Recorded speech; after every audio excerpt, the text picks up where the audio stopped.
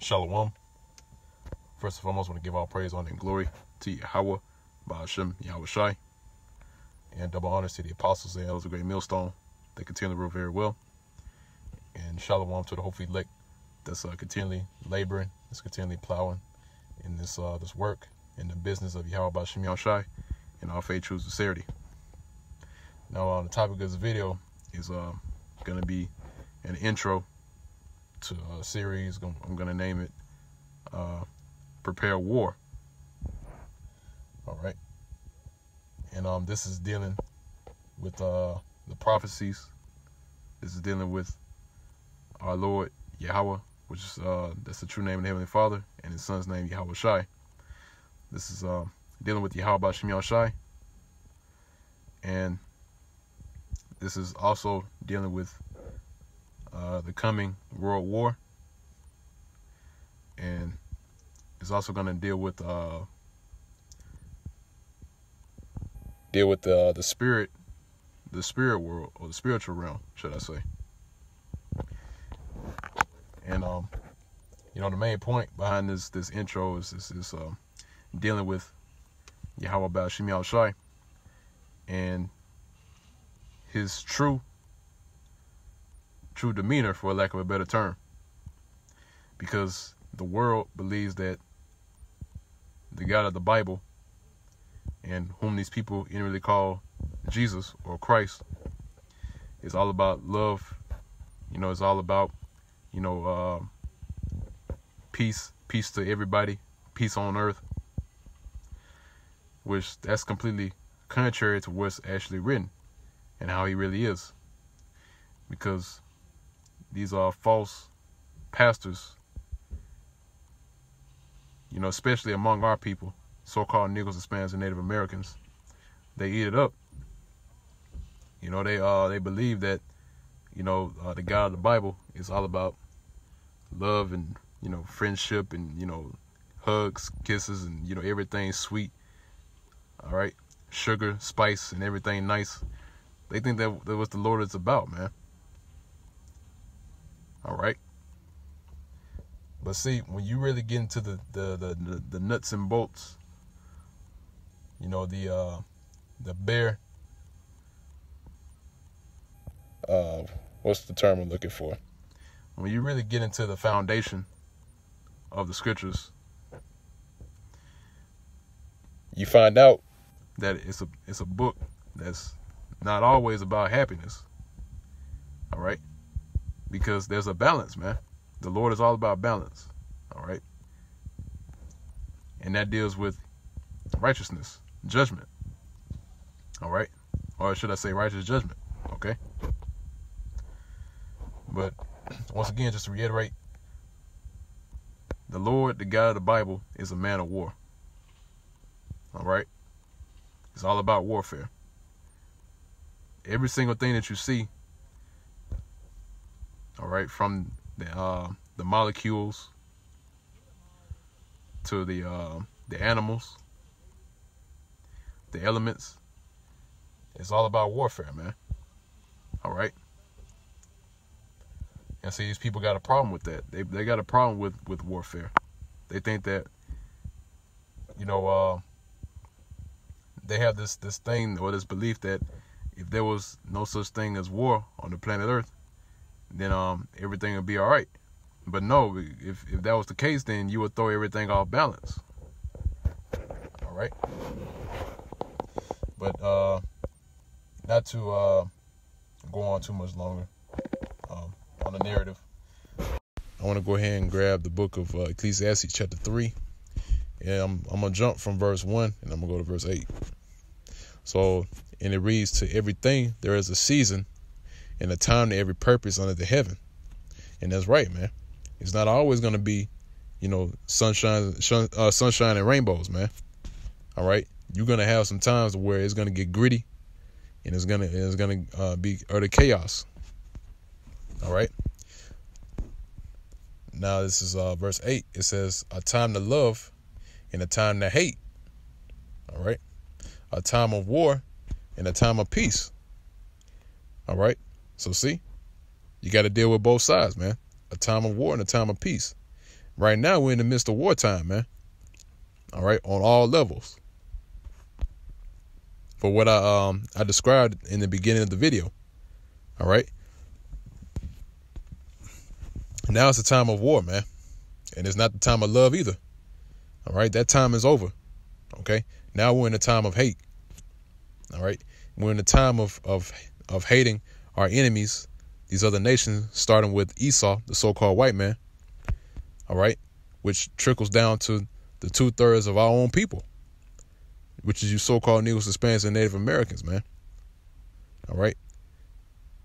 We have and really that hatred towards these, the 2/3 of our own people and these other nations and the Edomites is being perfected. All right. Why is that? Because that falls right behind wartime. All right. Because when you have war, right, man, there's no such thing as love and war, man. All right. Because when you're going against your enemy, you know, you're not going to say, hey, buddy, hey, I got my sword, man. Can I stab you in the stomach? And you're like, sure, go right ahead. And then man, it's not like that, man. All right. When in this wartime, there's no shred of mercy towards your enemy. All right. You go in and you destroy. And that's the end of it. All right. So guess what? When the Lord returns, that's exactly what he's going to do. He's going to come back. All right. And you people, 2/3 of our people, so-called Negroes, Hispanics, and Native Americans, you Edomites, you so-called white people, and you other nations. All right. That's not a part of that's not of the nation of Israel. Guess what? The Lord's not going to have mercy on you. He's going to come in and he's going to destroy you. All right. Period. Okay. Now I want to go on from there. I want to should be Exodus. Yep, Exodus chapter 15, and it's starting at verse 3. Yahweh, Ba'ashem Yahushai, is a man of war. Yahweh was named the Heavenly Father once again, and his son's name Yahushai is his name. All right. So it's telling you right here, man. It says the Lord is a man of war, man. All right. He loves warfare. He's all about he's all about warfare, man. He's all about that, man. All right. So that's why you're seeing the prophecies concerning World War III is ramping up even more, man. Because that's the Lord doing that. The Lord is stirring up these armies to prepare themselves, all right, and to gather themselves together and to fight against America. All right, because the end result of this coming war is a thermonuclear missile, man. All right, the ICBMs, which is going to be shot on the soils of America, man. All right, and it's going to completely wipe this place out with thermonuclear fire. All right, and guess what? Not only that, the Lord's going to bring his own brand of fire, man. All right, because the Lord Yahweh Ba'ashem Yahushai is going to get busy. All right, or should I say Yahushai, man? He's going to get busy. Okay.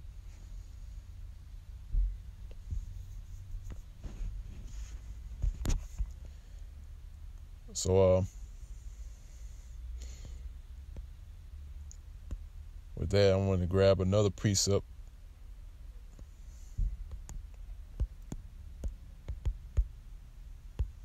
Oh, it's lucky. I typed the wrong button.